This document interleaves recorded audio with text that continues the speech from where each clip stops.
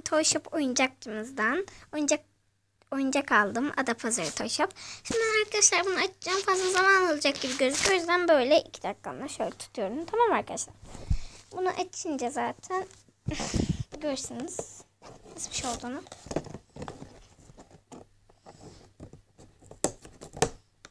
Şöyle açayım.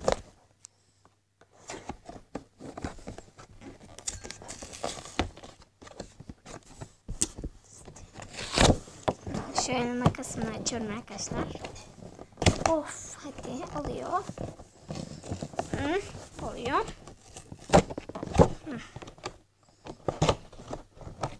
Şöyle.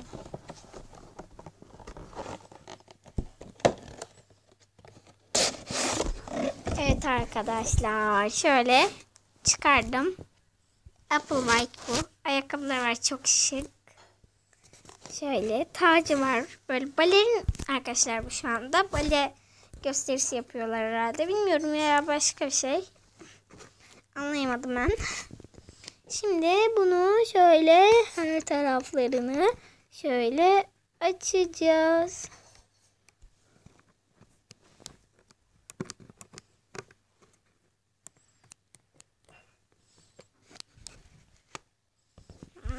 Açıyoruz şöyle. Ya makas kesmiyor resmen arkadaşlar.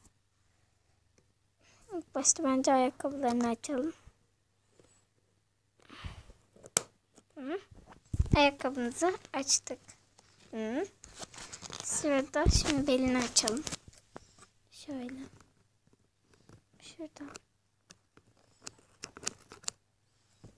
Belini açamadım galiba arkadaşlar.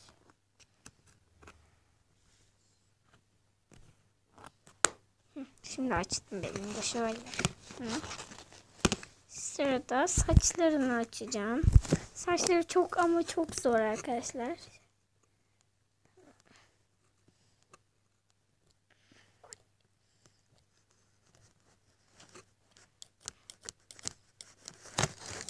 Ay, açamıyorum. Açıldı arkadaşlar. Diğer kısmını da açacağım. Bu tamam. Şimdi buraya kadar.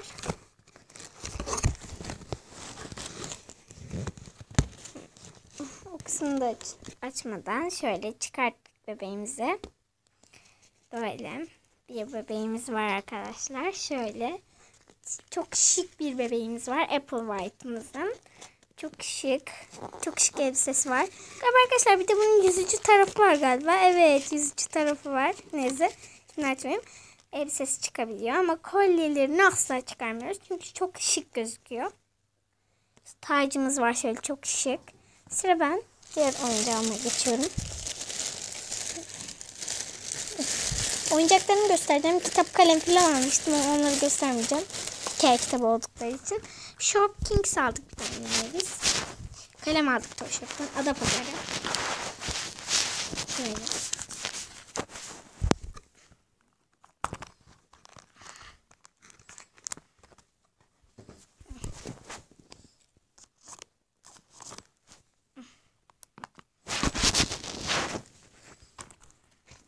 Oyuncağımız yanımızda dursun.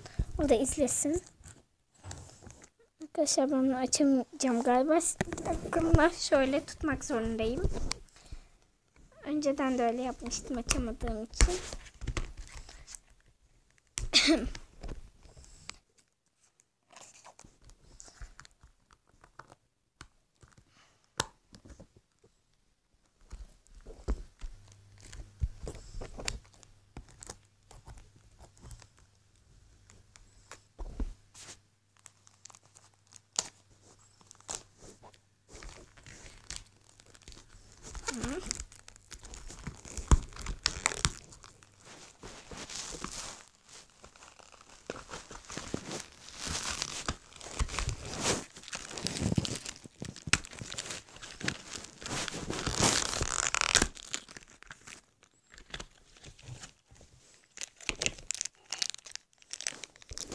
Evet arkadaşlar, açtım. İlk cicibicimizin şöyle çok tatlı şapka çıktı arkadaşlar. Kar şapkası. Şöyle çıkarttım.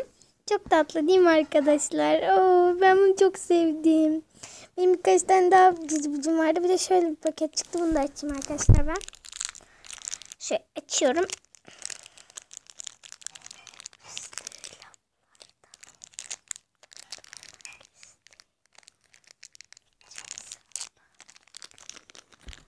Hı?